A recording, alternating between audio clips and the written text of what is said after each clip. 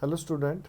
जैसे कि आपका 28 फरवरी को केमिस्ट्री का पेपर है और 3 दिन में आपने तैयारी करनी है। 3 दिन का मतलब ये है कि आपके पास 72 आवर्स हैं और 72 आवर्स में आपने पूरी की पूरी तैयारी करनी है। अब इन 72 आवर्स में आप कैसे तैयारी कर सकते हो, उसके लिए मैं कुछ आपको टिप्स अभी बता रहा हूँ। आप अपने टाइम को मिसयूज ना करें।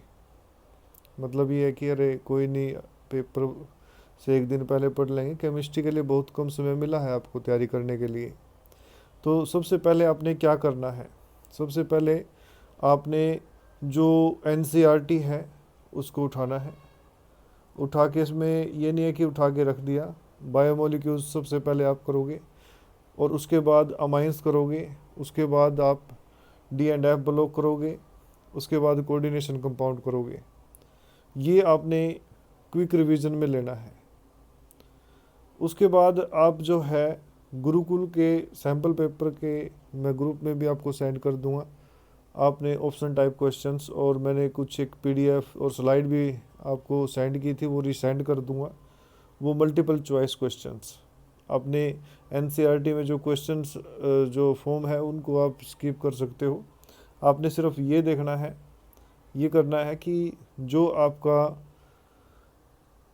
एनसीईआरटी का पोर्शन है, रीजनिंग वाला पोर्शन है, फिजिकल प्रॉपर्टी, केमिकल प्रॉपर्टी या जो मैंने बताया हुआ है उसको अच्छी तरह से आप देखोगे।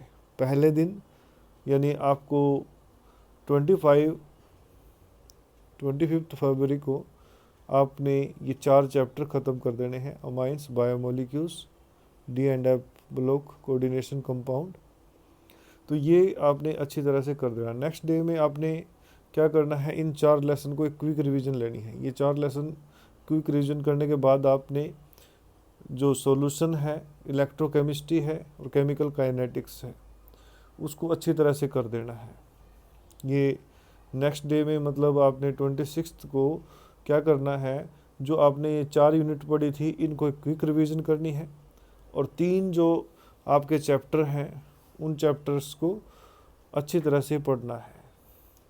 उसके बाद जो आपका 27 फेब है उसको आपने क्या है, आपने aldehyde, ketone, carboxylic acid, alcohol, halo alkane and phenols NCERT से पढ़ोगे।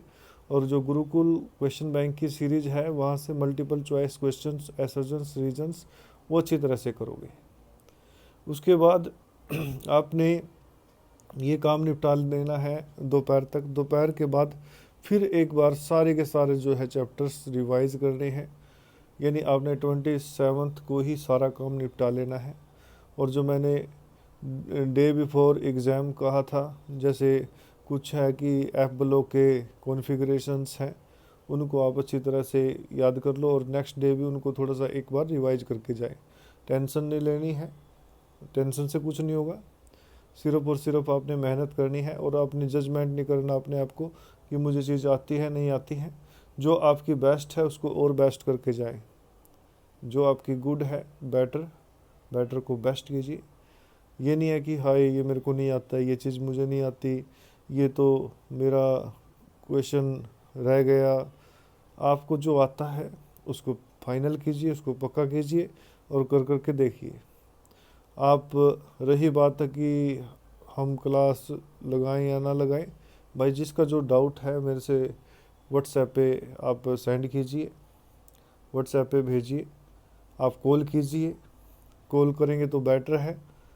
और आप उसको मतलब कोई भी आपका डाउट हो तो तुरंत उसी टाइम व्हाट्सएप पे तो डाल ही दीजिए, ताकि जब बात हो वो आपको याद आ जाए हमें क्या पूछना था। कई बच्चे हैं कि ये डाउट रहता है, वो नहीं, आप उसको लिखें और या उसका फ़ोटो खींचे मेरे व्हाट्सएप पे डाल दीजिए, ताकि जब भी बात हो तो मैं आपको व्हाट्सएप नंबर खोल के और आपको भी याद दिला दूँ कि आपको ये डाउट था।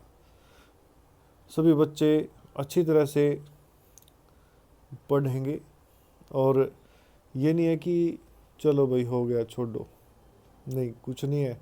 जो बच्चा पूरे साल कम पढ़ा है या कम ध्यान दिया है, अगर वो इन 72 आवर्स में अच्छा सा ध्यान दे ले तो अच्छे नंबर वो स्कोर कर सकता है। पेपर को कैसे अटैम्प्ट करना है वो मैंने आपको बता ही रखा है।